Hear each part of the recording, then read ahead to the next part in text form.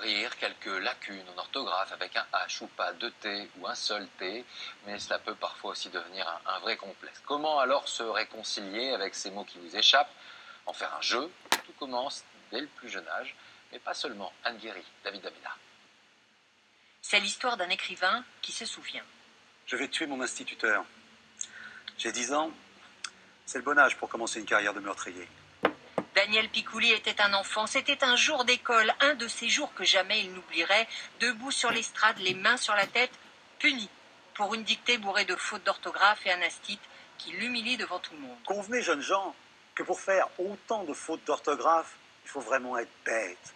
Bête à manger du foin. Bête à manger du foin. C'est là que j'ai décidé de le tuer. 26 fautes, 3 quarts. Et comme je dis dans le texte, c'est le 3 quarts qui impressionne. En règle générale, les 26 fautes, c'est ce qu'il y a de plus facile à faire. Écoutez bien, il écrit orthographe avec un H au début du mot.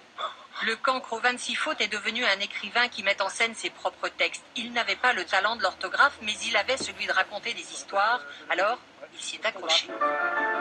La faute d'orthographe, la faute avec un grand F. Vieille comme le monde, elle en a piégé des élèves. Et aujourd'hui, chaque année, on dit qu'elle se multiplie. Ainsi, pour une dictée de 10 lignes, le pourcentage des élèves qui font plus de 15 fautes est passé de 26% en 1987 à 46% en 2007. Voilà les nouvelles victimes de la faute d'orthographe. Des enfants de 9 ans qui butent sur les mots, les lettres, les sons, les accords.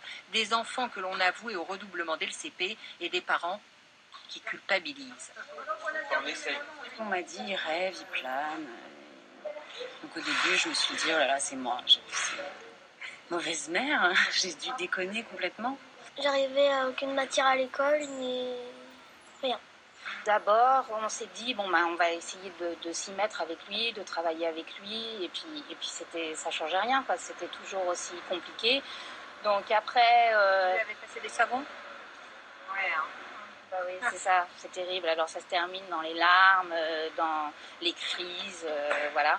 Costa, position peinard. Voilà comment cet orthophoniste va les réconcilier avec l'orthographe. Tout d'abord, il faut être Détendu. Font leurs lettres. allongé, accroupi, bref, pas comme à l'école. L'école, on écrit, on travaille. Ici, on n'écrit pas beaucoup. Ici, on fait pas grand-chose. Et à l'école, on travaille tout le temps. Et voilà le secret. 4 sons. Apprendre sans en avoir l'air. A, An, O, I, Oua. Les sons deviennent des histoires. Et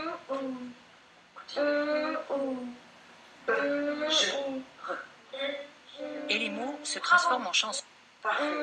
Qu'est-ce que c'était que ce mot? Bonjour. Ils sont trop doués.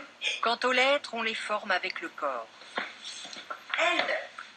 Ici, l'orthographe n'est pas un petit torture, c'est un jeu, c'est de la musique, c'est plein de choses à la fois. Alors là, c'est facile, hein? Ah bon?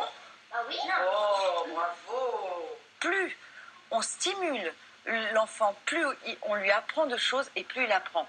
Plus un enfant comprend l'orthographe, ce sont des lettres, des signes, un jeu de cryptogrammes, du volume, de la matière, de la sensation tactile, gustative, physique, qu'en plus ça veut dire quelque chose, mais que le sens c'est un jeu. Et en fait, plus on l'amuse et on l'intéresse à s'approprier ce code, et plus il y arrive.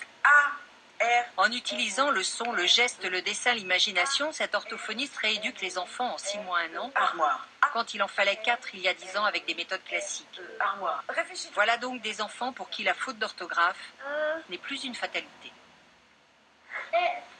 I, N,